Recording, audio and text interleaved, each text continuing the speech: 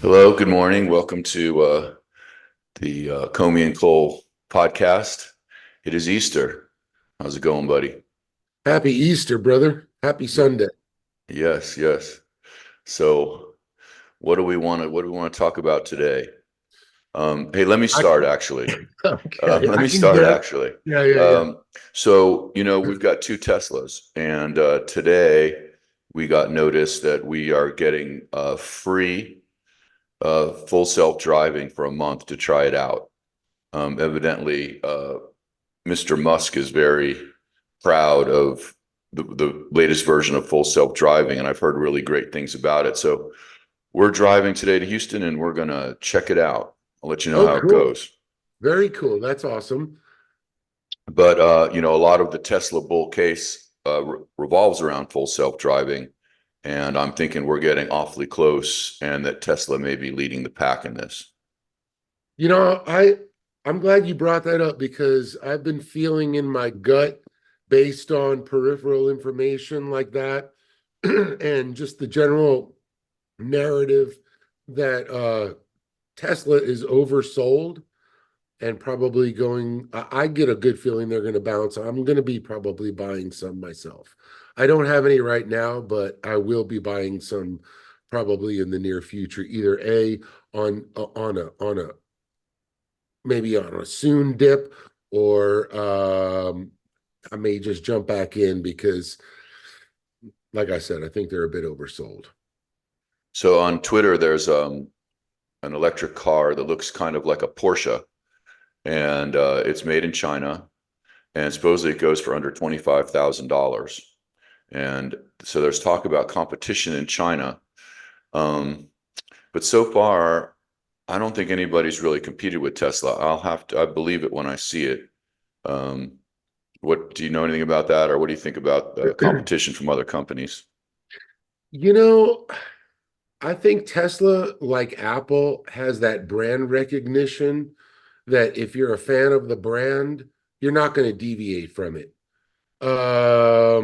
And that's pretty much how I think Elon is building the company, almost like he's using the Apple model: software, hardware, design, simplicity, modernism, you know.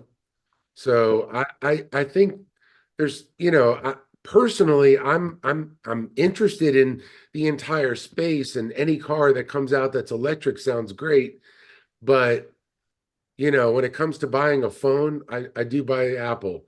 And I think if I was going to buy an electric vehicle, it's going to be a Tesla. Yeah, for sure. China, though, these are Chinese companies. Um, you know, Other companies, the American companies, have like take bought Teslas, taken them apart.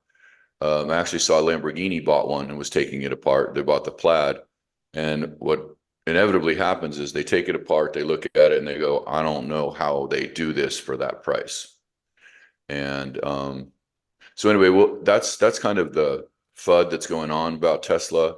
It's that their numbers in China are not going to be that great. That there are two competitors actually that make cars that are just as good or better for cheaper. And I just find that latter the hard to believe. Um, so yes, I think there's a good bull case for Tesla. I think that a lot of people are not liking Elon Musk's politics or his work around X, Twitter, um, and are not buying cars or not buying stock because of that. But I think at some point, uh, if we're going to switch to electric vehicles, I think they're way superior to combustion engine vehicles. And when you do it, you want the people that have been in it the longest, that have the best technology, where you can download improvements to your car all the time, and that has the most built out infrastructure out there. You can charge anywhere. I mean, he's years and years and years ahead of building out the infrastructure, I and then as you move to robotics and things like that, and Starlink, you're going to have interplay, kind of like in the Apple system that you talk about. The whole ecosystem is going to work together. Um, so I just feel like Tesla Tesla, there's a super bull case, and with everything, all the asset prices being inflated, Nvidia's through the roof, everything's through the roof. Tesla's kind of beat down that this is a safe and smart place to put your money, to bet on AI, to bet on the future of electric vehicles, to bet on robotics, energy, all of it. Everything, 100%. I think that the company was certainly built on the personality and foresight of Elon, and I give him full credit of, oh my God, wow, genius. But I also think at some point or another and I've said this before, I say it on a regular basis, and I agree. I believe that Elon at some point or another and he's mentioned it, is probably going to step down from Tesla, and Tesla will rise bigger, I think, when it expands beyond the point that it requires his involvement. I'm not saying that he's a hindrance at this point, but considering that there is that political element, that is something that I could see in the future not being so much of a situation, because he may step away from the company. And I mean, obviously still be involved, on a consulting level, but I just don't know if he's going to be the face of that company going forward too much further. But I think he's kind of building it to the point where once it's autonomous on itself and it can basically license itself out and replicate and scale without his involvement, I think he's going to spend most of his time with Starlink and probably his family, if I was to guess. But yeah, I'm a buyer on Tesla, definitely. I mean, if it goes down more, I would be buying all the way down. Their intellectual property is incredible. Their manufacturing process, their robotics technology is incredible. They can, So, yeah, sorry, go ahead. no, no, What has to happen, because you're basically a call buyer? yeah. What is it? What do you have to see in the price action to be a call buyer? At this point, like, you know, I take each equity that I deal with on a different level. Tesla to me is a longer play. So for the short term, I still see potential weakness in the stock. Uh, but I don't see that sustaining. So I would say I could see it going another 20% down from this point. I would be cost averaging down the entire way. It But could even go but you don't really 50. accumulate stocks that way, do you? I mean, I thought you're a bunch of basically a call buyer. Well, it kind of depends on the season. During earning season, I'm way more of a call buyer, but in the in-between part, I might actually trade the stock. In this situation, and I also like to trade calls like the stock. So I basically look at a call with a 50 delta as 50 shares of the stock, and then I'll buy Hmm. two of them for 100, and say, okay, I got 100 shares of Tesla. It goes up 37 points. We know how much I just made. And I'll But take from that profit and then maybe buy the actual stock on, like, wait for a minute, wait for a little bit of a dip, then come back in when it retracts and buy $4,000 worth of stock at that point and go long on some stock.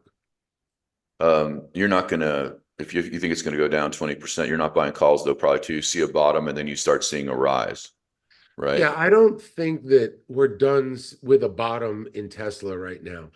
To be completely honest with you and the audience, and I know, whatever to controversy, people will be like, oh, blah, blah, blah, whatever. But truth is, I am going to put my mouth on this and say, I think that that the Cybertruck is an experimental vehicle that's going to yield some intellectual property profit and a lot of good lessons, and is, forging some good direction. but I think Elon said it right. They dug their own grave with that one. And I foresee a lot of stock weakness because of the investment that they've made on Cybertruck. I have a feeling that people are going to start canceling orders in large quantities pretty soon. Uh, Through the grapevine, the people that I know that actually have them have told me that it's starting to break, and it's really cool on a lot of levels, but it attracts too much attention. You can't get parts. If you got into an accident, it's going to be in the shop forever. You can't sell it. If they could sell it, they would sell it.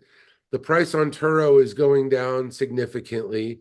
Then there's that. I mean, it's got more things against it right now than for it, and he bet so heavily on it that I just see that as going to be between here and probably the end of the year is going to knock the stock to its knees. I'm saying that boldly. I don't wish it happens. I really wish Tesla and Elon the best of luck in the company, but unfortunately, I think that that was a run that may have gone too far. I've said it since the day that truck came out. I have a reservation on it. There's a lot of things I love about it, but I'm honestly not sure I'm going to take delivery on it. And I'm supposed to be getting an invitation really soon. I'm still sort of on the fence about it because everybody I know that has them is telling me that really they're not all that happy with it.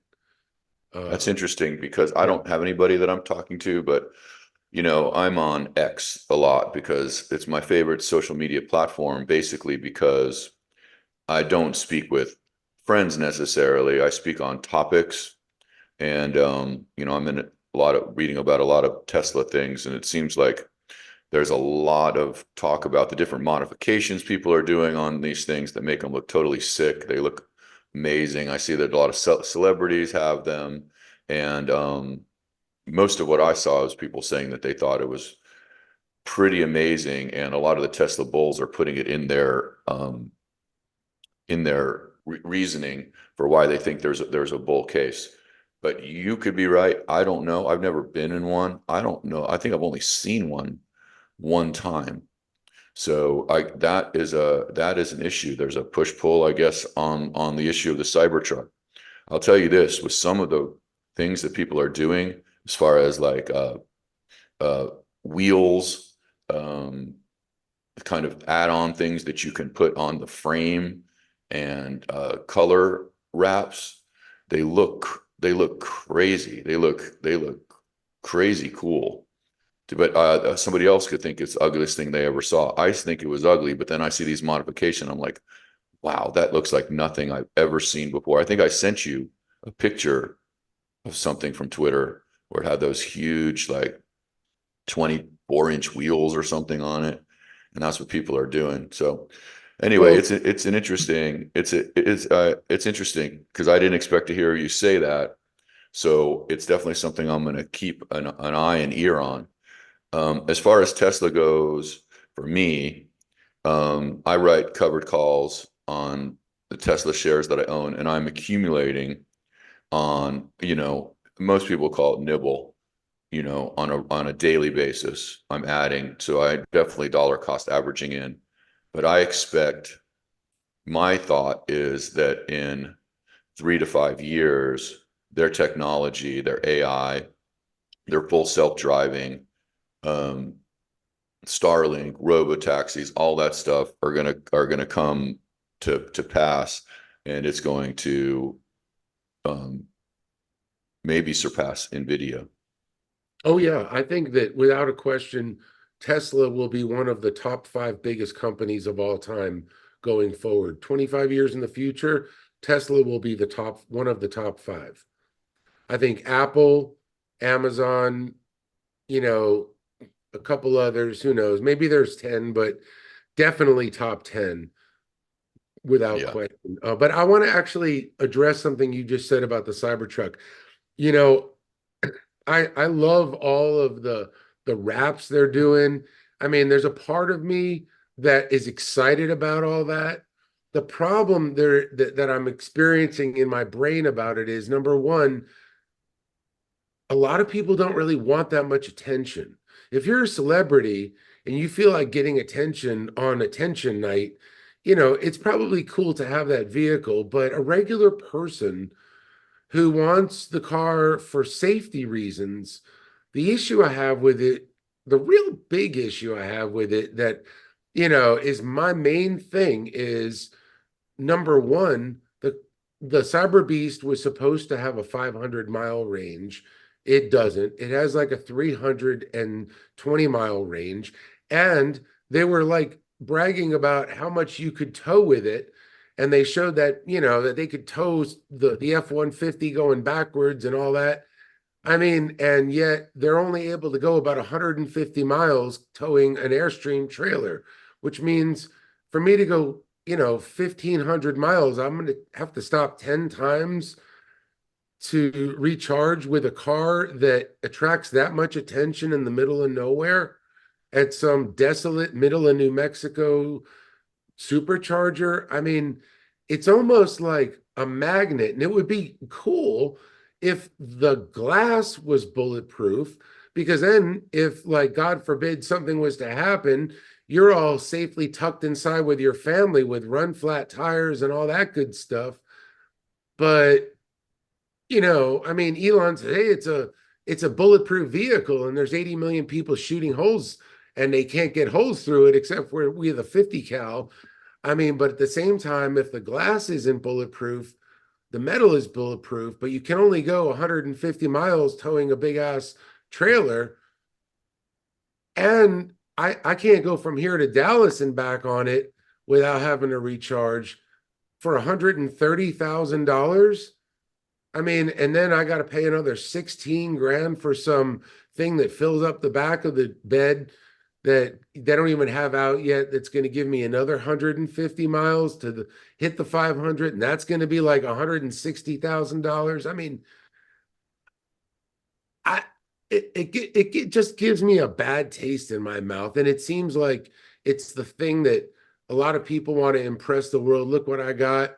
And it's so, if I was a celebrity, I would want one too, probably because it's good for profile. But if I was some dentist, I don't want that. I don't Well, need there's it. enough people that want attention. Yeah, for I'll sure. offer that to you. Just turn on TikTok. Yeah, for sure. Okay. There's enough people that want attention, and he doesn't need to sell. He doesn't need to compete with the Model Y on it, or he doesn't need to compete with the Toyota Camry on it. Um, Well, let me ask you this, brother. yeah, You're a Tesla owner. You have two of them. How about would you like my Cybertruck? it wouldn't fit in my garage. Is that the only reason you wouldn't want it? I was thinking, it's such a unique vehicle. If I had a place to store one, I might. Um, what I'm probably going to do is get rid of my Model 3 and get an S Plaid when the time comes, because that will fit. The Cybertruck's big, and I've got a 3-car garage. We have a golf cart too, so I don't really have the room for it. And I'm older, you know. Somebody like me, I already got the hair and the whole 9 yards. I don't need to be sticking out like that as well. It's a little much for me, but if I had a room for one and I could deck it out the way that it is and cruise around every once in a while, I might do it. But I also don't have a TikTok. I'm not somebody that's trying to get a lot of attention. I try to downplay things, but there's a lot of people I think that enjoy some of the things that they talked about. Everywhere I go, people are looking at my truck. This gets so much attention. I think it's so cool because you take somebody that really doesn't have, I don't know, doesn't get a lot of attention in their life for whatever reason, or they crave attention, which there's a lot of people in the world like that. Then they're all about it. And it looks so space age with some of these modifications. It really looks like nothing else on the road. And you don't have to get the Cyber Beast. And I would offer to you that people are buying it more of like it's a chic thing. Whether they really want to pull a trailer with it is another matter. Right. It's probably not the most efficient thing. And yeah, but it's pretty amazing feat of engineering. There's nothing even close to it in my opinion. But you know, reasonable minds can differ, and we'll see. You make a bear case for it, and I respect that. And I've read a lot of stuff that makes a bull case for it. Um, but you know, I've also read a couple people said that it wasn't all that. So we shall see. But I think it is extremely innovative. And Tesla is also coming up with supposedly a smaller car that will go for, you know, under $30,000.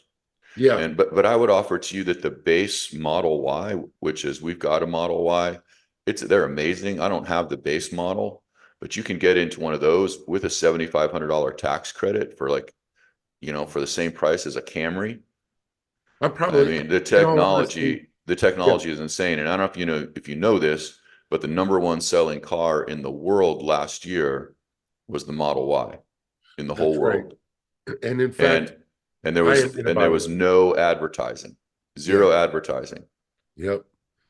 I am going to buy. That is the car that I believe that I will probably, unless I take the Cybertruck, um, which I've got the full deposit on, and I was one of the original, you and I were on the conference call the night that it was revealed in 2019. Remember that? I mean, Yeah, that was a while ago, and right? I got my reservation that night, so I'm still waiting for it, but you know, um, I just But I just don't know if I going want that back much to attention. Tesla as a whole, I Yeah, think that it's a great opportunity right now. yeah, I agree. Um, you know, you just take. I love when a stock is beaten down by something other than its profit and loss or its technology or something having to do with it. If it's something political, I couldn't love it anymore because that's going to pass. Winds will change, and all that is the buying opportunity. I agree. So, all right. Yeah, brother. But I tell you what, the gem of the week is Bitcoin. We were talking about Tesla, but really the gem of the week, I think, is Bitcoin. I know it's been on your mind, and I've been watching the price action, and I just feel like it's a snake coiled up. And I've got solid bull case on MicroStrategy, any ETF, any long position on Bitcoin. However, you know more about what happens during the halvings, but I think right now for the next 2 weeks, FOMO, regardless, is going to definitely push it probably higher than it is right now, I would say safely. Well, that seems to be what everybody's saying. There's a lot of institutional money coming in, places that haven't been able to do it before. Like I said, being able to buy Bitcoin in a retirement account is pretty insane. People's money has been locked up. You know, you basically have your S&P 500 or the QQQ or something like that, or some whatever other form of things you can get into in your retirement account, but it's not cryptocurrency. Um, so that in and of itself is just so bullish. You know, I think we're at 900 trillion in total assets. We head to 1 quadrillion with all the money printing. Um, can one not see Bitcoin having 10% of that in short order? Um, that would No, be you know, 100 trillion yeah, in assets, and they're at 1.3. So that what is that like an 85 times from here? That's why you get um, these crazy numbers, and the number I think will just keep going on forever as long as it's denominated in a fiat currency, because the dollar is just going to continue getting weaker over time. All the other currencies are continue to get weaker over time, and they're not printing anymore or making any more than 21 million ever of Bitcoin. So it's just going to keep getting stronger and stronger. And I think what you see as with gold breaking all new highs is that everybody's understanding, or a lot of people are understanding, that currencies are getting weaker, money's being printed, debt is not sustainable. and you need something to hedge it. I mean, if you just have money sitting in a money market account making 5%, which seems great because it used to be at 0.5%, you're losing because real inflation is double digits. So, yeah, gold, Bitcoin. There's some questions with MicroStrategy, which you raise. Um, it's about premium. So right now it's about two times, maybe a little over two times the value of the price of Bitcoin compared to what they own. What do they own? 215,000 Bitcoin. Um, so with the latest price changes, I guess they're getting credit. MicroStrategy is getting credit for about $175,000 Bitcoin. And there's people that on the other side of that, they're saying, well, that premium should come back. They shouldn't have it. And so the question then becomes, is that premium or one larger justified? Yes. And right. So you have somebody that's able to issue convertible debt and basically get fiat money at less than 1% and turn it into this pristine asset that it's inelastic, only has so many units. And he's so far ahead of everybody else that's doing it. He's already got over 1%. Then you've got the fact that having over 1% of everything, what kind of power that brings him, how is it going to be able to monetize that? And then you've got Michael Saylor as the CEO, and you put all these things together. I don't think you can just look at it and say, well, he holds Bitcoin. His value should only be the value of the Bitcoin. It's like he doesn't bring any value of his own. The fact that he's able to raise money like this, that like nobody else can, has no value on its own. Is that what they're saying? The fact that, he's calling himself now a Bitcoin development company. And he's putting on seminars where he's trying to show other corporations how to make Bitcoin a part of their treasury. I'm sure they're paying handsomely to be part of those seminars. And also, if any of them start integrating into doing that, it will drive the price of Bitcoin up, which then drives the price of MicroStrategy up in turn. And I just cannot see where all the stuff that MicroStrategy has going for it, that all you do is look at it one for one, Bitcoin versus what they own. He also has a software business that makes money. So there are people there are shorts out there that I think are going to get wrecked. I'll But tell you, we shall see. I agree. I'm also really interested in answering the question of how much international trade, cargo ships move in and out of ports, uh, duty paid, landed duty paid and all that. Like, how much of that is being uh, bypassed with Bitcoin? Meaning, like, I wonder if Bitcoin is going to be the international trade currency that surpasses all of the exchange values every time that a ship pulls into port, and they've got to basically convert a couple $100 million of currency in that moment. uh if that gets done with Bitcoin, there is no conversion.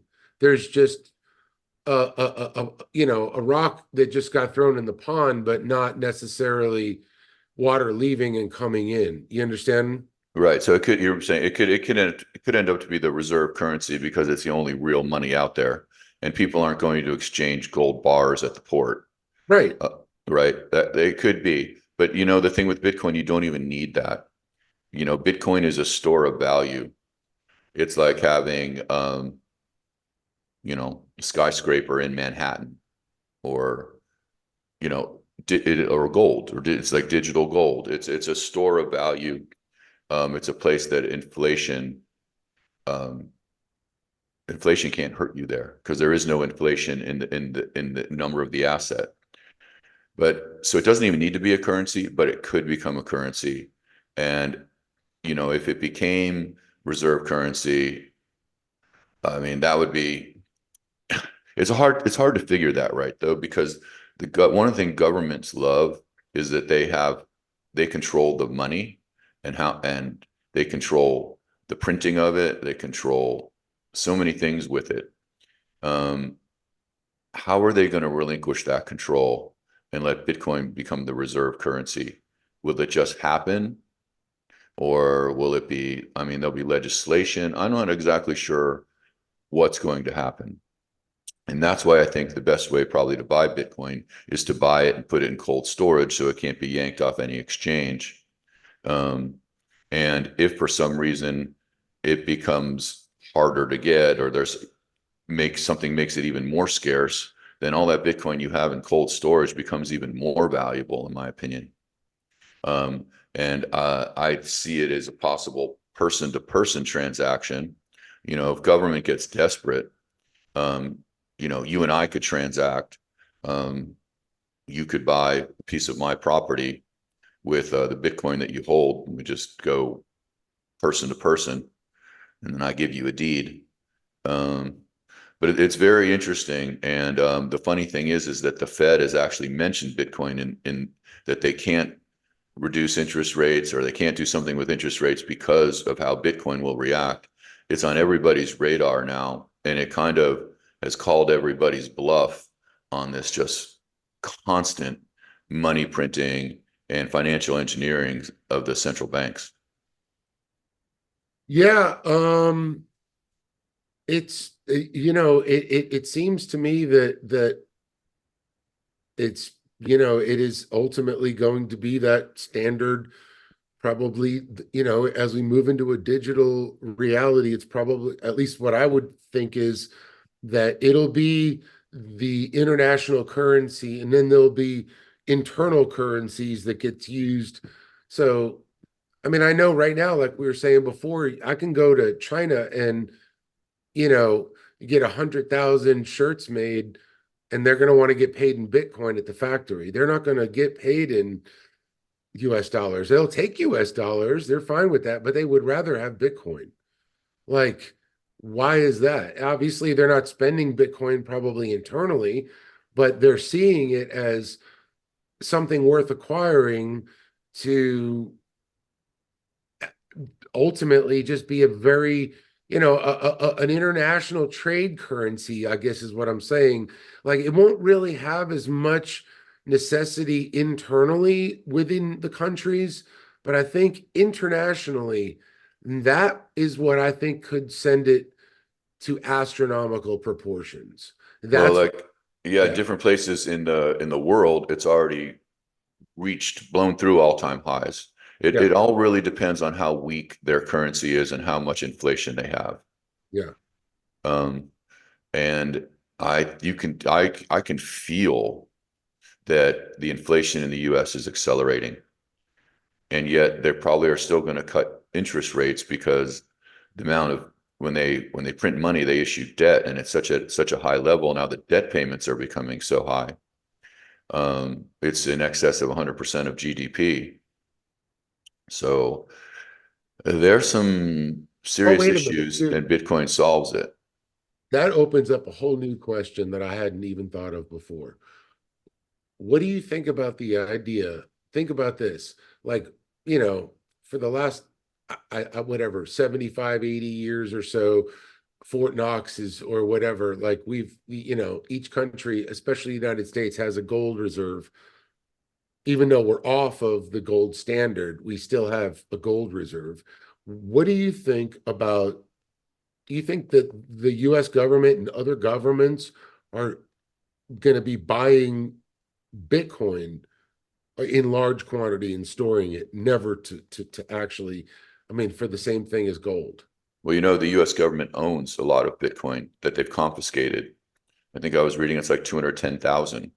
Oh, I wow. think, Okay. I think that the question becomes, are they going to start using some of their money to buy Bitcoin? Right. And I think that that would be smart. El Salvador is doing it. And they're they're running not at a deficit anymore. They've got a surplus now. I mean, their money's doing great. Um, I don't think it's happened yet. Now China, Russia, and all them have been acquiring gold like crazy. Um, but yeah, will it start going to Bitcoin? I think it will. I think it may have to out of necessity. If you Right. can't beat them, join them, Right.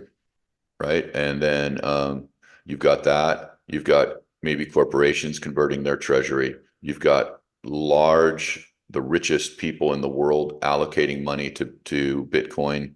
And at first they were going to do 1%, but it quickly goes to 3.5, up to, 28, I've heard percent is like some large asset managers are recommending. That's why I said, I mean, right now with 900 trillion in assets and Bitcoin being 1.2, the future is super bright. I mean, it is considered an asset class now. It used to be considered magic internet money. And now Right. it's considered its own asset class, and it doesn't correlate with stocks and bonds and real estate.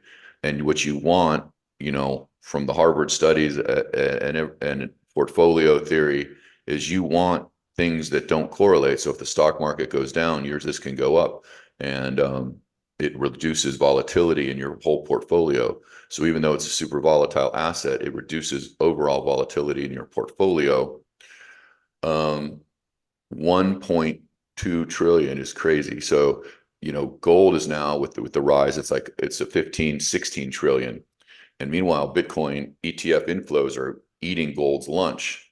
Yeah. So if you just put Bitcoin to where gold is, or 15, 16, you're up 10, 11 fold from here, which puts us at what, 750 a coin. Yeah. So I think we're headed to 1 million, and it's Yeah. going to be really, it'll be valuable just to get Satoshis. Yeah. It's like, and you can buy 20 bucks worth or 10 bucks worth or whatever. You can buy whatever. You just need to have some, and you need to consider looking at it, I think, is taking dollars, which is a depreciating asset, basically almost a toxic asset, and converting it into something that protects your wealth. And you don't have to, if you can have a whole coin, great. That's going to be a rare thing in the future. There are going to be whole coiners. They have a whole coin. Um, but you got to be, I think everybody should be, stacking Satoshis. That's a way to protect your money. Man, you are 100% right. And I appreciate your wisdom. Over the years, you've definitely driven the bull case for Bitcoin, and you know, I I take my started hat buying, off I, to I you. wasn't super early. I didn't buy at 30 cents. I Right. almost bought at one point earlier than I did. And then Mount Gox happened. And I was like, well, shit, you can just get hacked. That's not going to happen in my TD Ameritrade account. Right. So I stopped. But then when I started buying Bitcoin, it was 800. And I remember, I think I remember one time I bought two for $1,100, and it took me a long time to hit the send button on Coinbase. And, um, so in 2017, it was like $1,100. ETH was new. It was 10 bucks. Um, by the way, I am bearish on Ethereum. Right. Um, because I think that their fees are too high. It's centralized. It's not decentralized like Bitcoin. You've Yep. got Vitalik and all those people making decisions, all these young men making all these decisions. There's all these second layers, and now looking at third layers over the top of it. Right. And it's too expensive to transact on when it comes right down to it. But people are looking at that as a store of value as well. And a big defining moment for Ethereum will be whether or not the SEC approves the Ethereum ETFs. But I can tell you right now that they're not going to want to. The Bitcoin ETFs have really let open Pandora's box there, because it's become a mainstream now, asset class, and I don't think they want to expand on that, because all of it will put pressure on the dollar, and it'll put pressure on the Fed, and put pressure on people that want to control the currencies. Good point. Totally agree. Solana's eating its lunch. 50% of all DeFi traffic is on Solana. I am bullish on Solana. But I've already been down the road of altcoins and shit coins and all that kind of stuff. And I'm just want to stack as many Satoshis as I can. Um, I'll trade around MicroStrategy and Beto, and I'm really looking forward to actually the Bitcoin ETFs having options because I'll probably be selling out of the money puts on those. Mhm. Um, and I think it'd be wild to be able to sell out of the money puts on Bitcoin. And if the stock gets assigned to me to be able to write covered calls on Bitcoin, Yeah, right. um, it wouldn't be my cold storage stuff, but I would take the profits from trading these Bitcoin proxies or the Bitcoin ETF and stack more Satoshis. Um, everybody's got a goal of how many Bitcoin they want, I think, but I think everybody, for the most part, feels they don't have enough. Hmm. Whatever you've got, it's not enough. That's right. That's right. Because it's not just 99% of the world is still asleep to it, That's right. but when they start coming on, it's going to become scarcer and scarcer. And you can still be an OG getting in now, in my opinion. I mean, we're only 15 years. The asset's 15 years old. The ETFs are less than 90 days old. I mean, it's like being around when the stock market was created and, you know, the first stocks were put out. Yeah, dude. So my point is, it's not just for yourself.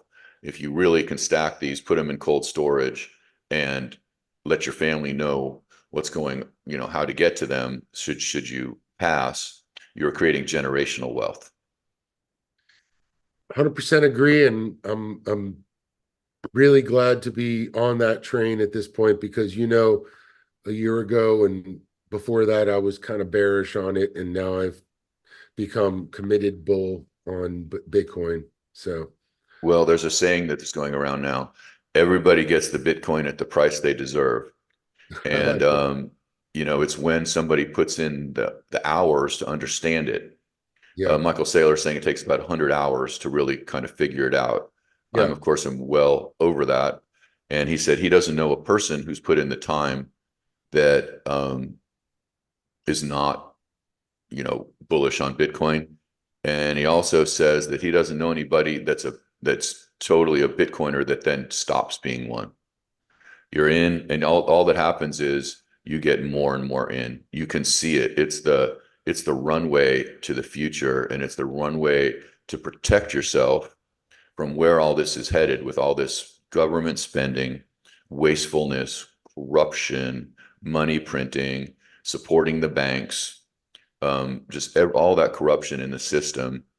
It's your protection, and it's also your middle finger up to them. Like, they're going to end up having to buy it. BlackRock's getting in now. Everybody's getting in now, but you get Bitcoin at the price that you deserve. yep, And the people that just don't want to put the work in to figure it out, they're going to have to buy it at some point, but it may be $500,000 a coin. yep. And their goal in life may be to own zero point 0.1 Bitcoin. That's right. That's right. Well, I think that's a pretty strong Easter podcast, my friend. What do you say? I think that was great. I think we got some good points out, and uh, I'm gonna resonate on that for the rest of the day. And like I said, I feel like we're gonna. What's on your plans for the rest of the day? I'm going to Houston to see family and just enjoy myself. We'll be taking the Tesla. So, by the way, I have no anxiety at all traveling in a Tesla on long trips. I mean, their infrastructure is built out so well. So, we're going to be taking a Tesla. We're going to go out to eat, probably stay the night, just have some fun, and then head on back out tomorrow. Sounds good, brother. All All right. right, All and right. Well, talk to you later and happy Easter, everybody. Easter. Thank you.